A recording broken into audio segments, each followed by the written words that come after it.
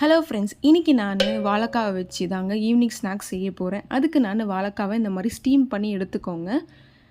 தோல் உரிச்சிட்டு நல்லா மேஷ் பண்ணிக்கோங்க. கூடவே ஒரு பெரிய வெங்காயத்தை சின்ன சின்னதாக கட் பண்ணி சேர்த்துக்கோங்க.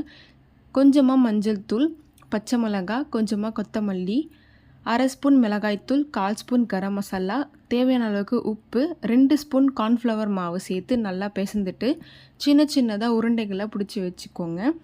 இப்போது நான் பஜ்ஜி மாவை ஒரு அரை கப் அளவுக்கு சேர்த்துட்டு தண்ணி ஊற்றி நல்லா மிக்ஸ் பண்ணி வச்சுக்கோங்க. இப்போது கடாயில் எண்ணெய் காய வச்சுட்டு அந்த உருண்டைகளை அந்த மாவில் டிப் பண்ணிவிட்டு எண்ணெயில் ஃப்ரை பண்ணி எடுத்திங்கன்னா சூப்பரான வாழைக்காய் மசாலா போண்டா ரெடிங்க.